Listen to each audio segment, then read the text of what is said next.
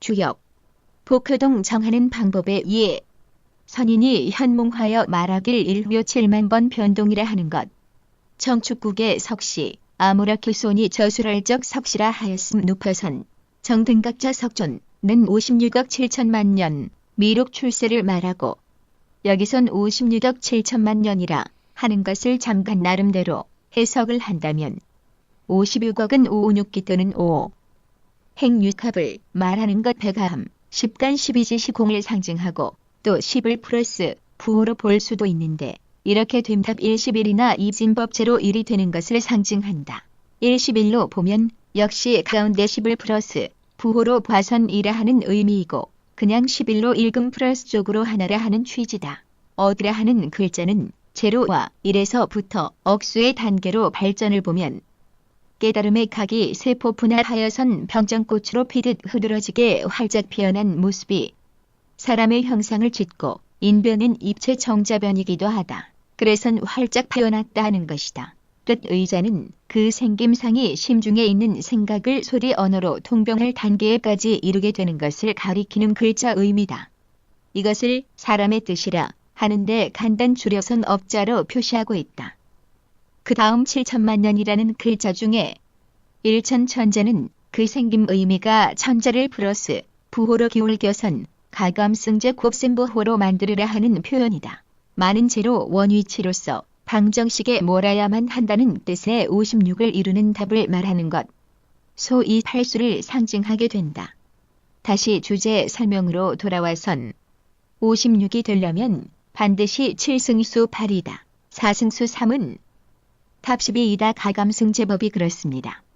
본래 무동 중심하고 3차원 좌표 6하고 1에 7이라면 동요를 잡게 되는 거고 8공처 큰 덕자 14일심이므로 6합 8공처가 되는 것. 중심 무동의 6합에 붙는 걸 칠수로 봄을 봉함꿰매 갖고선 무엇이라 현상 표현하는 것이므로 8수가 필요한 것. 원지름 4분지 3지점이라야 직각으로 그은 선 길이 콤 바스 돌려 7등분 되는 것. 이건 수리로 할 수 없는 것을 표현. 그래선 두록판 고원 복희 여화가 삼각자와 콤파수를 들고 있는 것.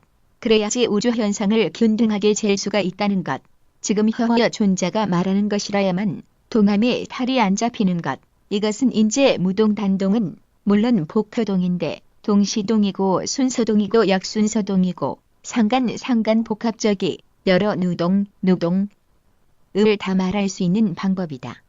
그러니깐 천공수는 36인데 8공처를 봉합사 발음 288이고 72음양둔 낮과 밤이 장애 없이 움직이는 것 등등 이라야 360도가 되고 288의 96각 하루는 96각임 이라야 384호 64도의 효동변화가 된다. 1공처를 7로 봐서 8공처이므로 56이 된다. 7은 유동 순서를 나타내는 6과 무동을 나타내는 1의 합산수이라 비율은 같아야 하므로 무동이를 다시 6등분하면 도합 12가 된다. 음양이므로 24가 된다. 이것이 일요를 정하는 방법인데 또 역순을 나타내려면 24가 또 필요하다. 그래선 48장이다. 동시동은 같은 수맥이어 논 것으로 생각하면 된다.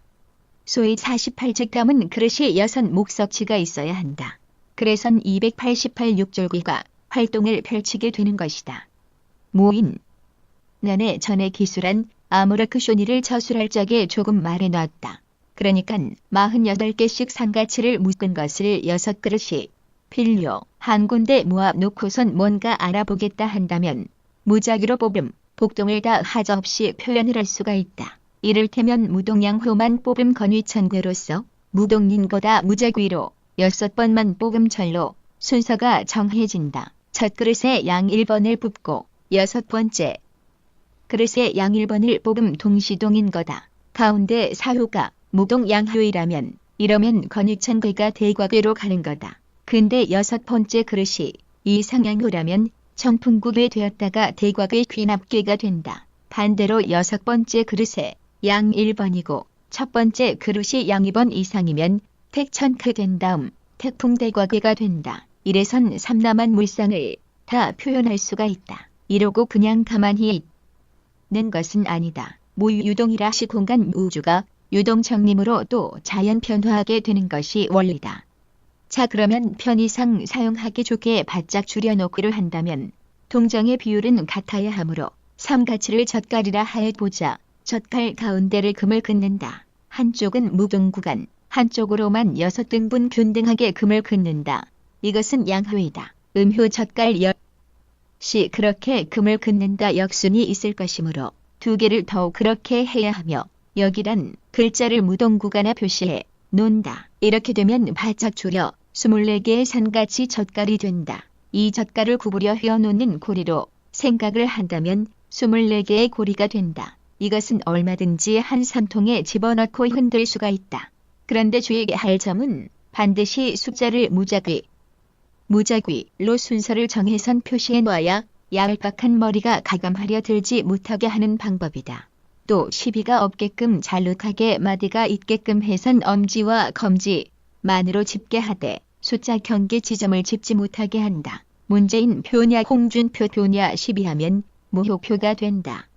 마지막으로 여섯추위를 표현하기 위해선 고리마다 고유색 청황적 백흑, 녹색 보라색 등을 칠한다. 소위 일례로 정하길 청색 고리는 초호 고리다. 황색 고리는 2호 고리다. 적색 고리는 3호 고리다. 백색 고리는 4호 고리다. 흑색 고리는 5호 고리다. 녹색 고리는 3호 고리다. 이렇게 정해놓은 6번만 뽑은 만물의 움직임을 알게 된다 할 것이다.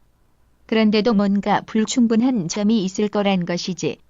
이 강사가 혹 착각했는지 모르므로 여러분들도 곰곰이 연구해 보시길 바랍니다.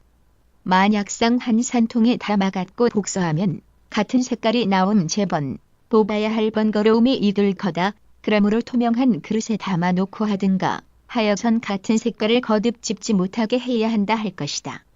조금 더 연구함 더 바짝 줄이는 방법도 있을 것이다. 6번 뽑는 것이 번거롭다면 6번 질 것도 없이 한 번 던지는 적전법이 있는데 500원 동전 6개를 준비한다. 동전보다 조금 더 큰 것, 문방구나 완구 가게 가면 찾아보면 있을 것임. 동전은 앞뒤면이 있어선 음양을 알게 한다. 동전 중심 기준 하에선 지름선을 벗겨지지 않는 펜으로 긋는다. 그렇게 된 반달 2개가 형성된다. 그러니깐 동전 하나면 반달이 4개가 된다. 앞서와 같이 한쪽 반달에만 선으로 그어 6등분 하여선 무작위로 수를 써 넣어선 순서동을 정한다. 앞뒷면으로 그렇게 한다. 앞서 고리처럼 청황적 백황 녹색 등 보라색 등을 동전 중심에 표시 색칠한다. 이것은 어느 하위를 알기 위함에서다. 그 다음 동전을 던지는 바둑판을 준비한다. 바둑판은 가로 세로 수많은 우물 정자인데 6동전을 모아선 모로 세우선 똑 떨어뜨림 대박 판결이 나오게 된다. 내 앞으로 오는 세로 수직선은 순서동, 가로선은 역동 이렇게 해선 무동 쪽으로 내 앞으로 안 동한 거고 숫자 정한 것이 내 앞으로 와선 선에 걸친 뭔수가 걸치는지 몇 번째로 동하는 건지 알 수가 있고 역순동은 좌우선으로 본다. 일정하게 마음속으로 널상 정해 놓아야 한다. 좌쪽으로 무동 반달이 가면 안 동한 것, 저쪽으로 유동 반달 숫자가 가면 동한 것 뭔수가 그 선에 걸쳐 있는지 보면 몇 번째로 동한 것인지 알 수가 있다. 동전의 앞 뒷면은 이미 음양이 결정된 것이다. 숫자가 가로선 세로선에 다 걸치는 수가 있을 건데 일괄적인 선 길이를 보면 안다. 많이 먹혀 들어간 선이 그쪽으로 동한 것, 내 앞으로 오는 세로선이 많이 먹혀 들어갔음, 순서동 좌편 가로선으로 많이 먹혀 들어갔음 역동이 되는 거다. 무동은 순역을 논할 게 없다. 더 간단하게 하는 방법이 또 있을 건데 그러다간 점점 줄여나가다 보면 결국 뭐야? 점을 안 쳐도 절로 아는 데까지 도달한다 이런 말씀이다.